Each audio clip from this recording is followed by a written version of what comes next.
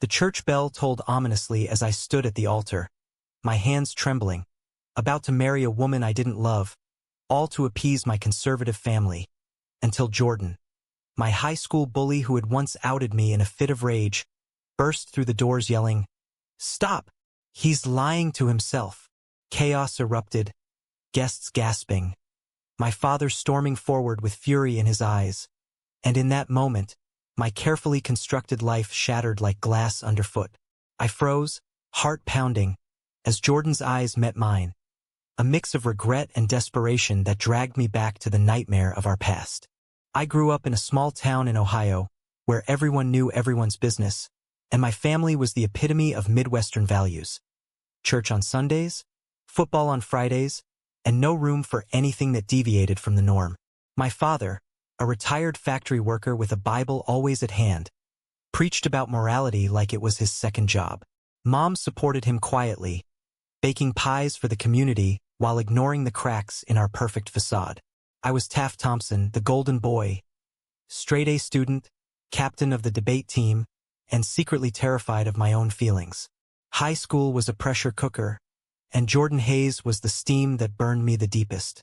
Jordan was the star quarterback, broad-shouldered with a cocky grin that made girls swoon and guys envious.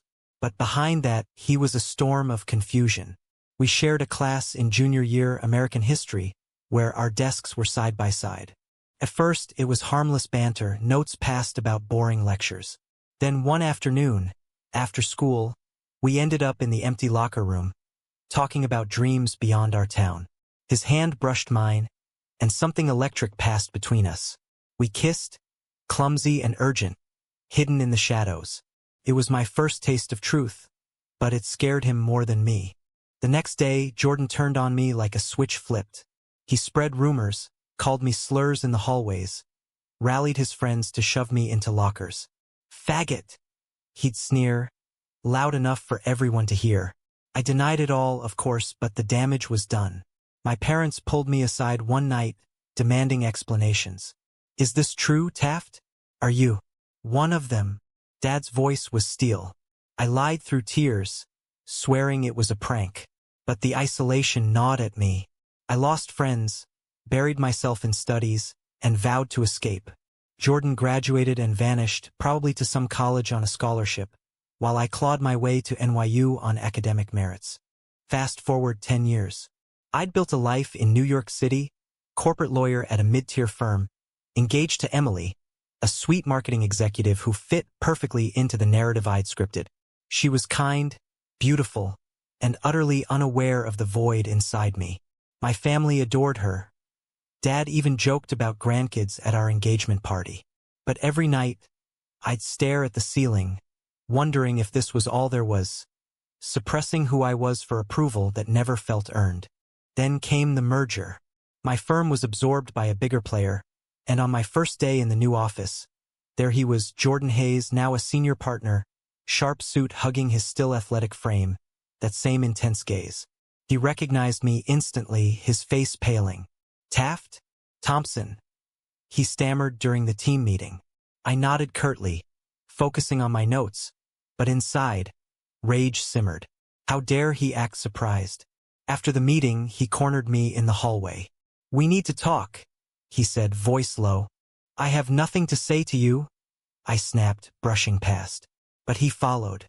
"Please, Taft." I was a kid, scared out of my mind. I whirled around. "Scared? You destroyed me. You outed me to cover your ass." His eyes dropped. "I know, and I've regretted it every day." He confessed he'd come out in college, lost his scholarship, his family disowned him briefly.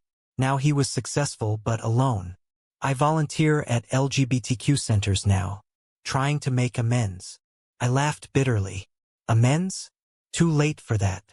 Yet, work forced us together on a high-profile case, defending a tech company against discrimination claims from a gay employee. Irony at its finest. Late nights in the office, poring over documents, our conversations shifted from professional to personal. Jordan shared stories of his fallout with his parents, how he'd hit rock bottom before rebuilding. "I projected my hate onto you," he admitted one evening over takeout. "I thought if I hurt you, It'd make me straight. His vulnerability cracked my armor. For the first time, I opened up about my engagement, the pressure from home. Emily deserves better, I whispered. But Dad, he'd never forgive me. As weeks passed, an uneasy truce formed. Jordan became a confidant, urging me to live authentically. You can't build a life on lies, Taft. It'll eat you alive. But doubt plagued me. Was this genuine or another manipulation? One night, after a grueling deposition, we walked through Central Park.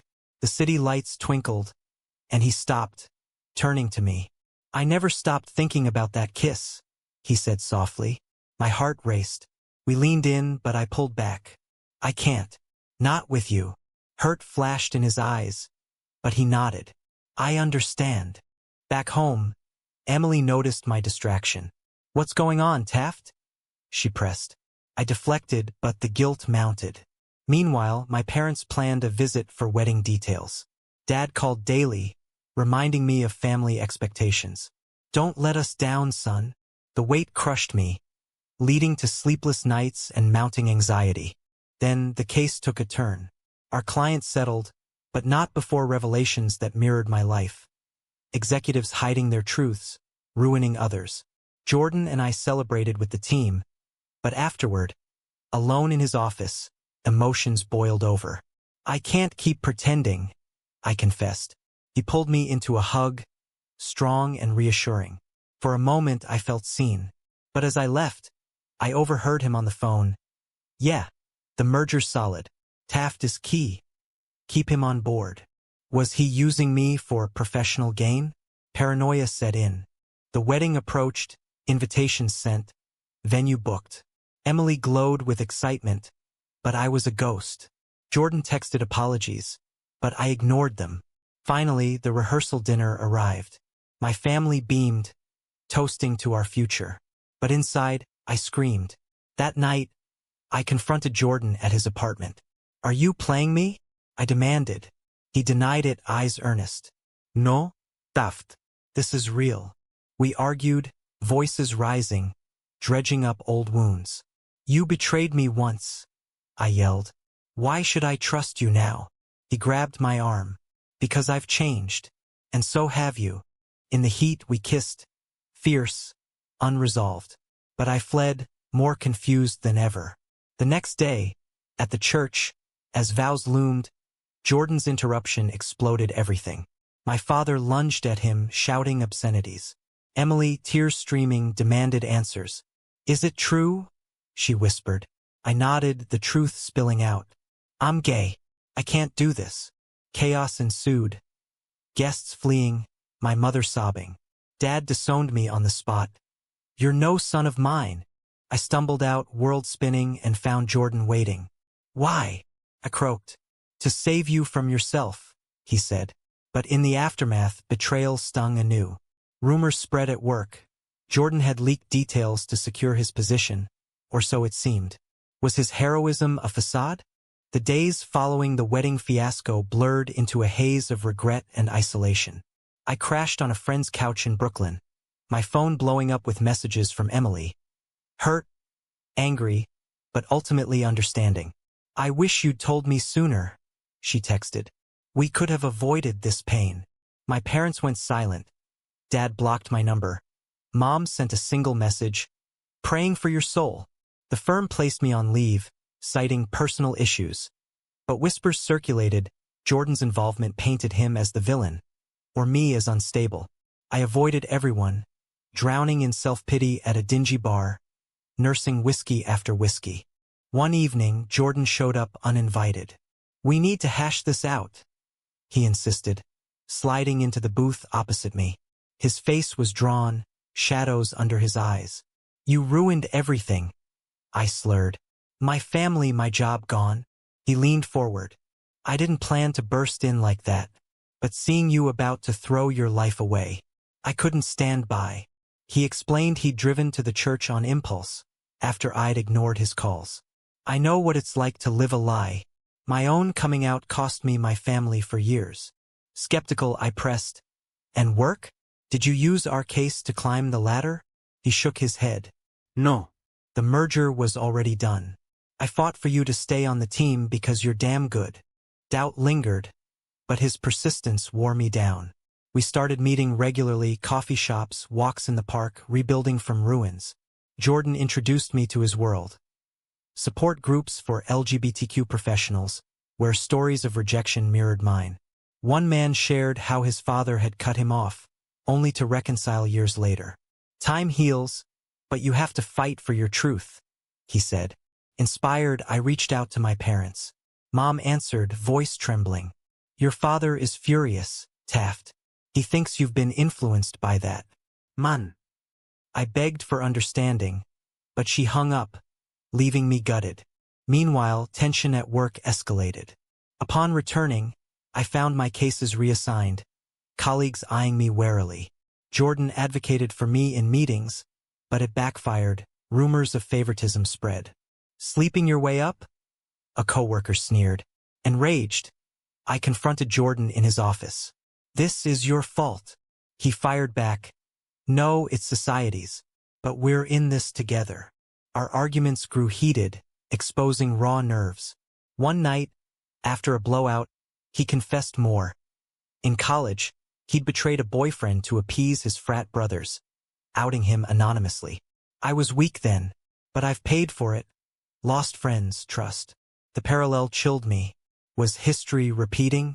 As months passed, our bond deepened amid the chaos. Jordan helped me apartment hunt, stood by during therapy sessions where I unpacked years of suppression. You're stronger than you know, he'd say, his touch lingering longer each time, but external pressures mounted. My sister, the only family ally, warned, Dad's health is declining. Stress from this could kill him. Guilt gnawed. Should I recant? Beg forgiveness? Jordan urged against it. That's not living. That's surviving. Then came the betrayal that shattered us. During a firm retreat in the Hamptons, alcohol flowed and secrets spilled.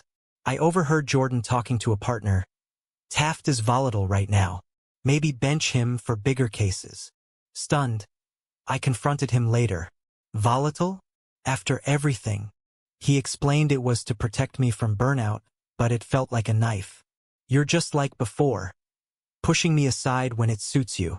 We fought viciously, words cutting deep. I trusted you, I yelled, storming out. Devastated, I distanced myself, throwing myself into volunteer work at the center Jordan had shown me. There, I met Liam, a young activist fresh out of a bad breakup. His passion reignited something in me. Protests against discriminatory laws, community events. Liam flirted openly, and for the first time I reciprocated, going on dates. It was light, freeing, but Jordan's shadow loomed. He called repeatedly, apologizing. I was wrong. I should have talked to you first. Ignoring him, I focused on rebuilding. But fate intervened. My father had a heart attack, stress-induced, Mom claimed. Rushing to Ohio, I found him frail in the hospital bed. Why are you here? He growled. After what you've done? Tears welled. Because you're my dad. And I love you, even if you hate me. Mom mediated, sharing how she'd attended a PFLAG meeting secretly. I don't understand, but I don't want to lose you. Dad softened slightly, muttering about needing time. It was a crack, not a breakthrough, but hope flickered. Returning to New York, I reflected on sacrifices. Coming out had cost me stability, but gained authenticity. Liam pushed for commitment, but my heart tugged elsewhere.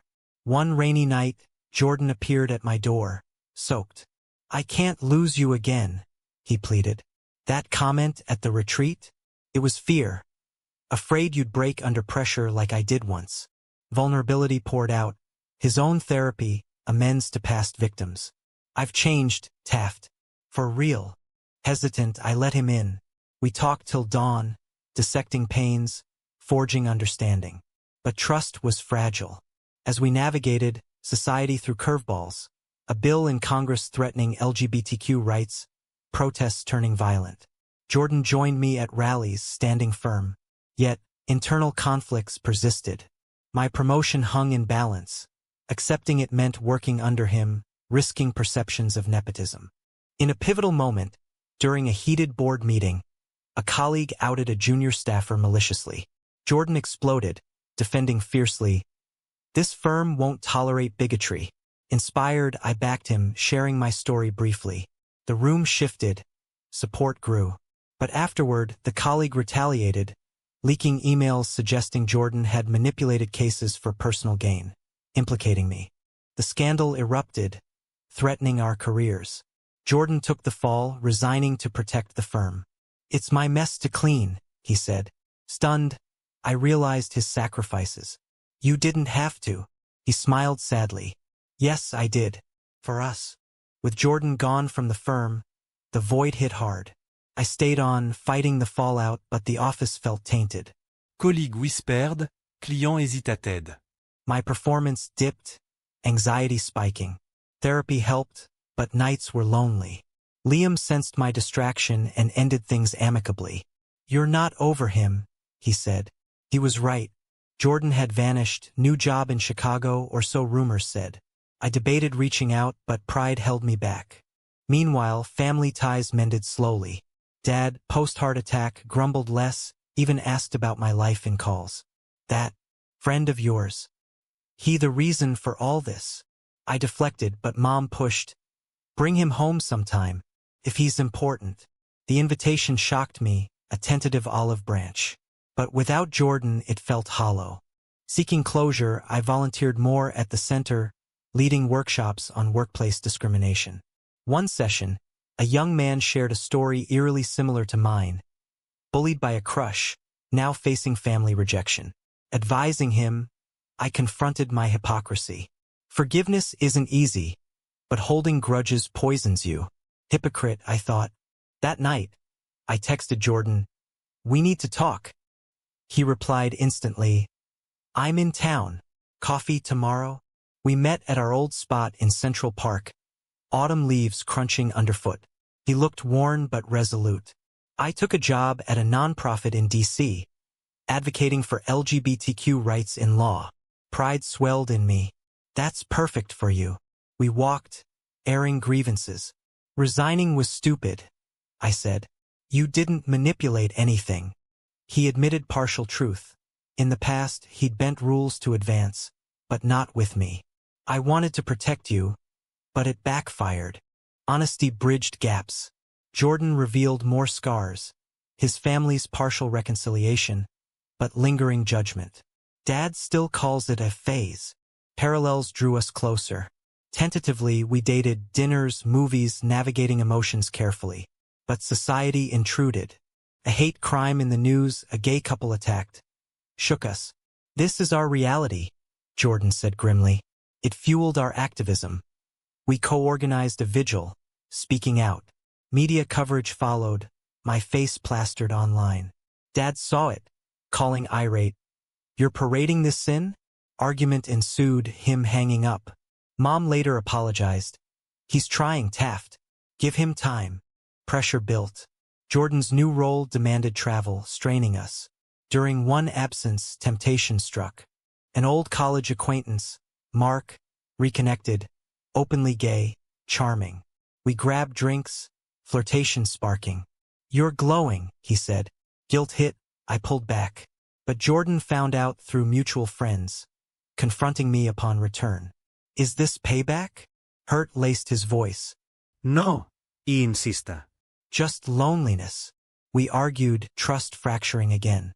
"Maybe we're toxic," he said, storming out. Devastated, I threw myself into work, securing a pro bono case defending a transgender teen against school bullying. It mirrored our past, fueling determination. Winning felt vindicating, but empty without Jordan. My sister visited, offering perspective. "You've both hurt each other. Question is, can you heal?" Her words echoed. Reconciliation came unexpectedly. Jordan returned for a conference, inviting me to dinner.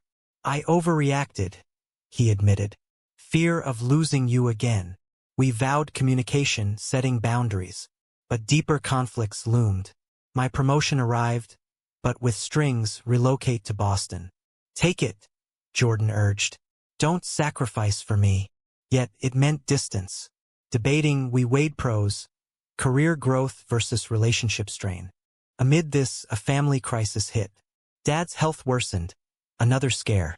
Flying home, I found him reflective. Saw you on TV, he grunted. Proud of the lawyer part, not the other. Honesty flowed. I explained my journey, the pain of hiding. Tears glistened in his eyes. Didn't want this for you. The world's cruel. For the first time, he hugged me. Love you, son. Just hard to accept. It wasn't full approval, but progress. Emboldened, I declined the promotion, choosing balance.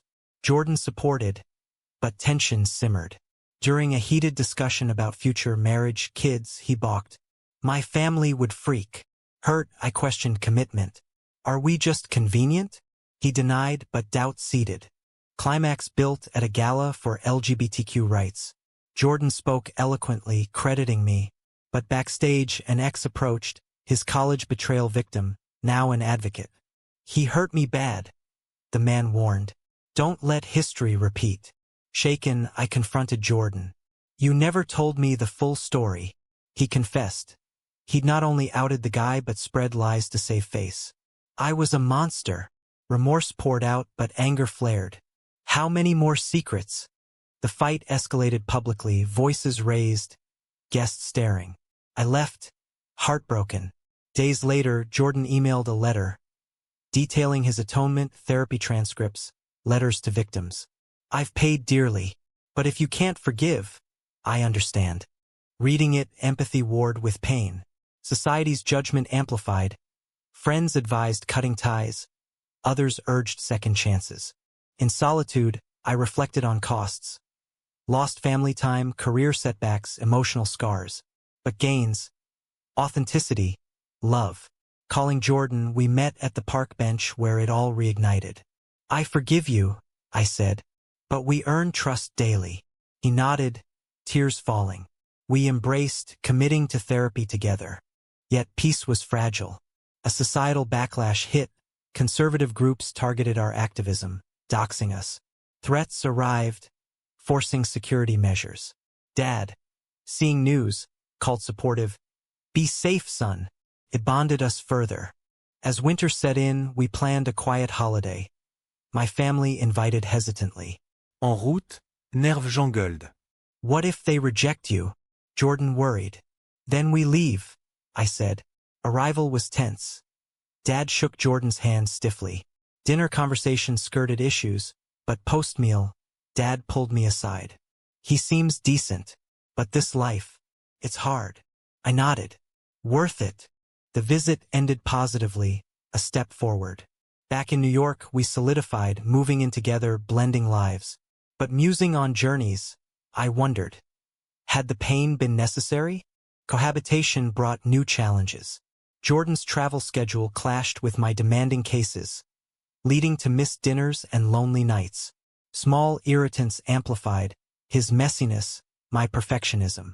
One evening, after a long day, I snapped over unwashed dishes. Can't you pull your weight? He retorted. I'm busting my ass in DC for us. The argument unearthed deeper issues. Resentment from past betrayals. You still don't trust me, he accused. Guilty, I admitted fears. Therapy sessions intensified, unpacking layers. Professionally, I thrived, taking on landmark cases against conversion therapy clinics. Victories empowered, but backlash ensued, hate mail, online trolls. Jordan's nonprofit faced funding cuts from conservative donors. We're fighting uphill, he sighed. United, we lobbied, gaining allies. But personal toll mounted. Stress affected intimacy, conversations turning logistical. Family dynamics evolved. Mom visited, warming to Jordan over coffee. He makes you happy, she observed. Dad called sporadically, gruff but inquiring. A breakthrough came during Thanksgiving, full family gathering. Jordan charmed with stories, Dad bonding over football. Yet, a slip, Dad quipped about traditional families. Tension rose. Jordan excused himself. Later, I confronted Dad. That's hurtful. He grumbled. Old habits. But apologized to Jordan privately, a milestone. Amid progress, a ghost resurfaced. Jordan's ex, the betrayed college boyfriend, contacted me via LinkedIn. Beware, the message read. He's charming, but manipulative. Attached old emails showing Jordan's lies. Shaken, I showed Jordan. Ancient history, he dismissed. But doubt festered. Investigating discreetly, I learned the ex had his own axes to grind. Failed reconciliation attempts. Still, it eroded trust. Why hide this? I demanded. He confessed fear of judgment. I'm not perfect, Taft. The strain peaked during a DC trip. Jordan invited me, we attended a gala. There, he networked aggressively, schmoozing donors. Jealousy stirred when he flirted mildly with a handsome contributor. Back at the hotel, accusations flew. Using charm like before? He exploded. This is my job. For our cause. Hurt turned to fury. I booked a flight home alone. Separation clarified. Friends advised, you've both sacrificed. Don't throw it away. Reflecting, I realized my paranoia stemmed from trauma. Calling Jordan, we reconciled over video. We need space, but not apart. He agreed, promising transparency. Reunited, we focused on growth. Jordan cut travel. I delegated work. We adopted a dog, symbolizing commitment, routine walks fostering talks. But society struck again. A Supreme Court ruling threatened rights, sparking protests. We marched, chants echoing. Violence erupted, police clashing, arrests. Jordan shielded me from a baton, bruising his arm. In the ER, gratitude overwhelmed. You saved me, I whispered. He smiled. Always will. Healing deepened bonds. Dad's health stabilized.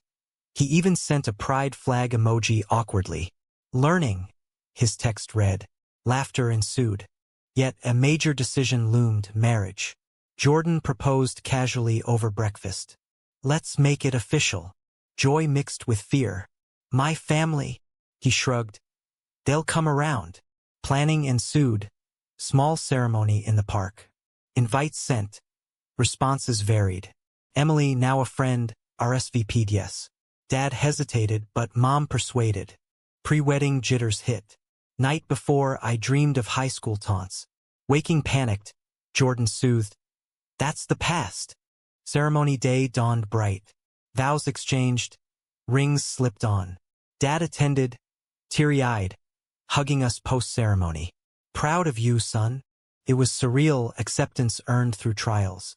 Honeymoon in Hawaii brought bliss, but reality awaited. Back home, a job offer for Jordan in New York. Perfect. Accepting, he resigned from DC. But twists emerged. The offer came from a firm tied to conservative backers. Conflict of interest? I worried. He investigated, uncovering ulterior motives, silence advocates. Rejecting it, he faced unemployment. Worth it, he said. I supported, dipping into savings. Struggles bonded us. Jordan freelanced, I covered bills. Tensions rose over finances. I feel useless, he admitted. Reassuring, I proposed joint ventures, starting a legal aid clinic for LGBTQ youth. Idea ignited passion, we pitched, securing grants. Launch day buzzed with energy. Clients poured in. Teens facing bullying, families in turmoil. Mentoring one boy, reminiscent of young me, healed old wounds. You're not alone, I told him. Jordan beamed. This is our legacy. But success invited envy. A rival organization accused us of poaching donors, leaking false scandals. Media frenzy ensued. Our marriage questioned as convenient. Defending publicly, we stood firm. Dad called, hang in there. Support solidified. In quiet moments, we reflected on prices paid. Fractured friendships, career detours, emotional battles. Was it worth it? Jordan asked. Smiling, I nodded. Absolutely. As the clinic thrived, a personal milestone, adoption discussions. Navigating bureaucracy, societal biases challenged. But perseverance paid. Approval neared. One evening, walking our dog, Jordan stopped. We've come far. Kissing him, peace settled. Yet, lingering questions. Had forgiveness been weakness or strength? The adoption process dragged on, a labyrinth of interviews, home visits, and paperwork that tested our resolve. We wanted a child who needed us, perhaps from foster care, but biases loomed, questions about our lifestyle veiled in politeness. How will you handle bullying? A social worker probed. Jordan answered steadily, by teaching resilience, like we learned. I added, and fighting for a better world. Approval came after months, tentative but triumphant. We welcomed Mia, a spirited 8-year-old with a history of neglect. Her arrival transformed our home, laughter echoing, bedtime stories shared. But challenges arose, school adjustments explaining our family. Why 2 dads?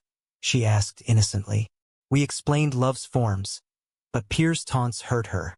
Advocating at school meetings, we pushed for inclusivity policies. Family integrated Mia warmly. Dad, now softer, visited often, spoiling her with stories of his youth. Grandpa's funny, she giggled. Mom baked treats, forming bonds. A family photo, us all together, symbolized healing. Yet, echoes of past conflicts surfaced.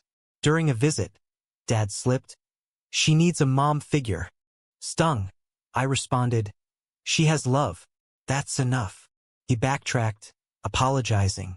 Progress, not perfection. Professionally, the clinic expanded, hiring staff, impacting lives.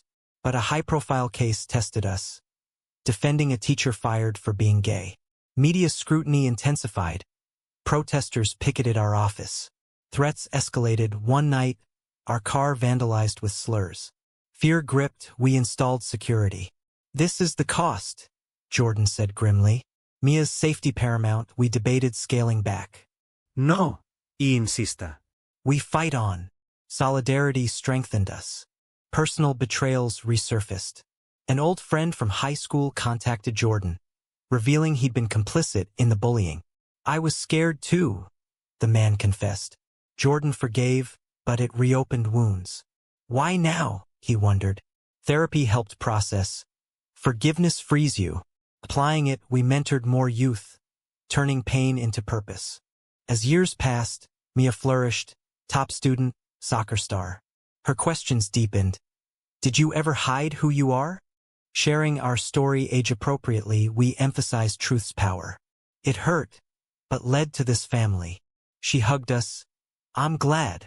Society evolved slowly. Laws passed, attitudes shifted. But regressions hit. A political wave threatening rights. We lobbied in D.C., Mia joining virtually. Proud of my dads, she posted. Viral support bolstered, but exhaustion set in. Jordan's health faltered. Stress-induced migraines. Slow down, I urged. He nodded, delegating more. A turning point. Dad's 70th birthday. Gathering in Ohio, toasts flowed. Privately, he pulled us aside. I was wrong. Seeing you happy. That's what matters. Tears shared. Full reconciliation achieved. Love wins, he quipped awkwardly. Back home, reflection deepened. Our journey, from torment to triumph, involved immense sacrifices. Lost years, broken trusts, battles fought. Jordan mused, would I change anything? Shaking my head, I replied, it shaped us. The story culminates in a quiet evening, Mia asleep, us on the porch. We've paid dearly, Jordan said, but gained everything. Kissing him, agreement silent. In the end, was forgiveness the ultimate strength, or did it merely mask the scars that never fully heal?